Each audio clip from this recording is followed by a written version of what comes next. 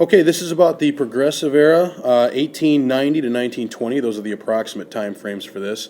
And it's about a time in American history where reformers tried to progress society or make it better in various areas. It kind of started off as just with some political movements, and then it gradually grew into a lot of social areas as well. Please take a look at Objective 1, Letter A, about the origins of the Progressive Era, and you'll see that it started in the 1890s, and it was upset with a couple of different things that they wanted to change. The number one thing were the big business tycoons like Carnegie, Rockefeller, and you might want to jot some of those names down near A1A. Carnegie, Rockefeller, some of the people like that, J.P. Morgan, that were getting big into big business and trusts.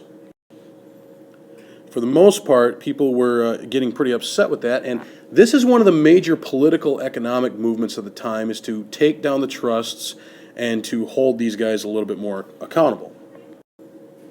The biggest thing was to get rid of the corruption that existed in American society and economics, and that's a huge part of the progressive movement, as you can see in A1B there.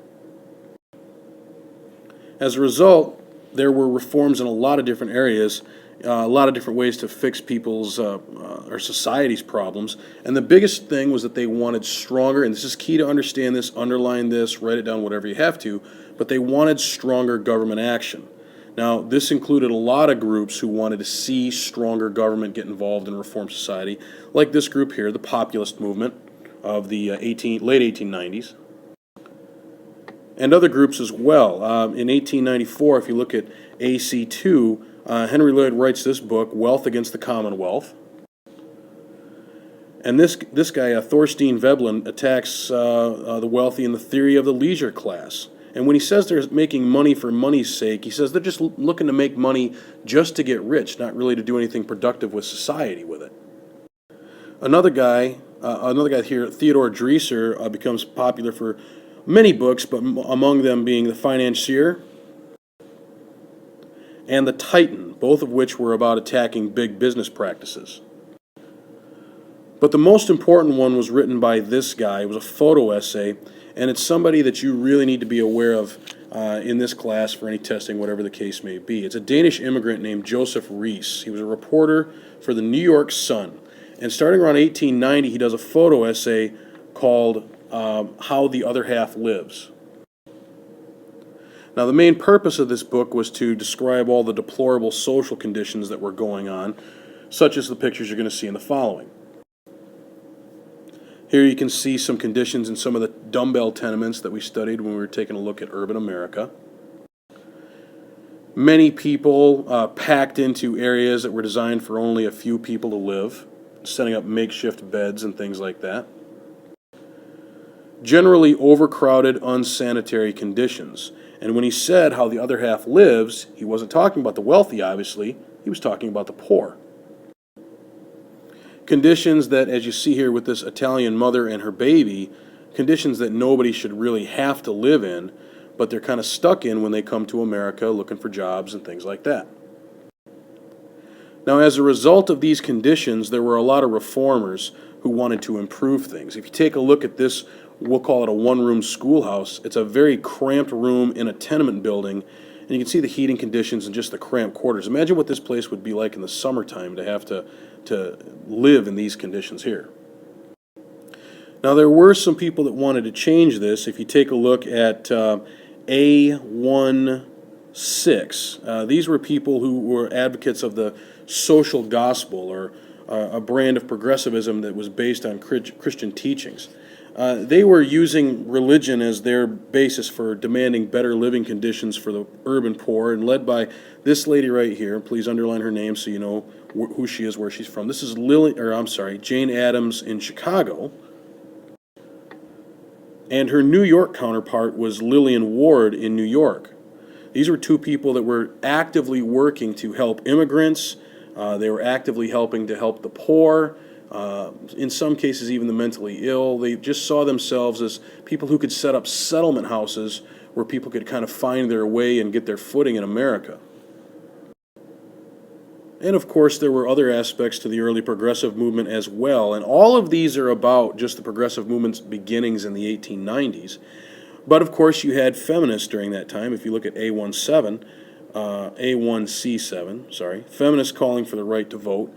They'd been at this for a number of years since the mid-1800s, and eventually they would get the right to vote, but this was a big part in their minds of progressing society.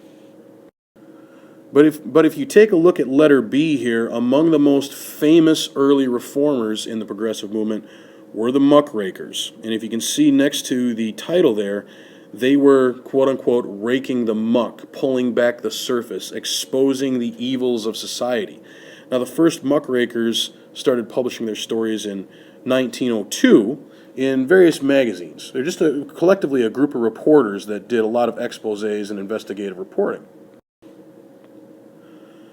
McClure's was one of the first ones to actually publish muckraker type of stories, but it might surprise you to know that today's Cosmopolitan magazine, which always seems like it has some woman on the cover and it's talking about makeup secrets and various other things. Well, Cosmopolitan actually was one of the original leading muckraking magazines of the time,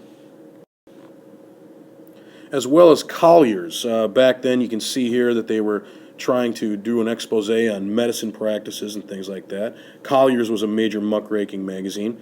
And there was another magazine called Everybody's.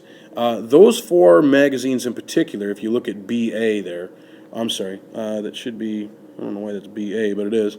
If you take a look at those were the ones that were designed to expose scandals to the public right off the bat. Some of the earliest muckrakers in these magazines, again in digging for dirt, became very famous. This is, if you look at BA1, I know it's a bad outlining, but it's what it is.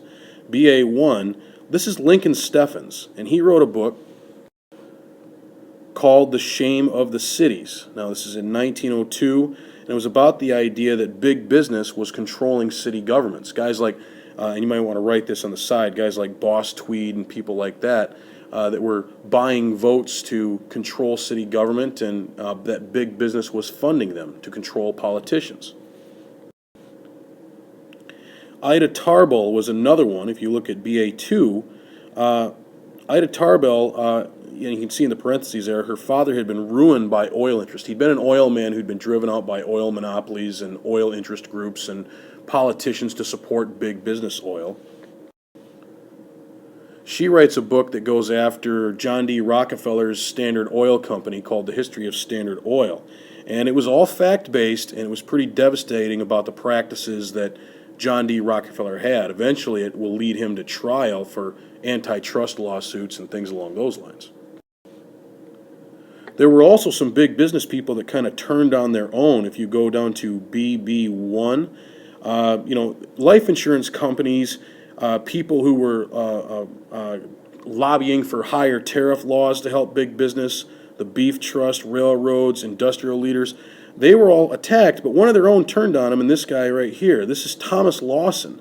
As you can see here, he did really well in the stock market, but he decided to turn on his own kind and expose business practices that people did behind the scenes. Needless to say, he wasn't very well liked by the business community.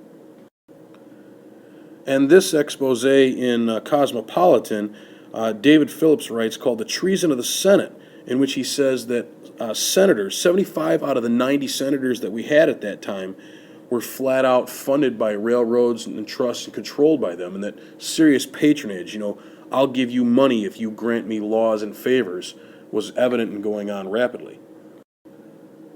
If you take a look down at BC down there about exposing slave trafficking of white women, that went on. Factory accidents, slums. This guy kind of takes the lead. This guy, if you take a look at BC 1, this is Upton Sinclair. Now, Upton Sinclair was very upset about reports that he had heard and internal investigations, private investigations he had done of factory conditions where things like metal shavings, and I want you to jot some of these down, please. Things like metal shavings and wood shavings and rats or rat droppings were ending up in people's meat. And so he wrote a book called The Jungle.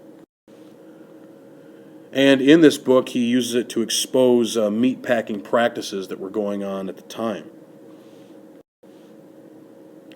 Eventually, as we learned in prior lessons, this is going to lead to the Meat Inspection Act as passed by Theodore Roosevelt.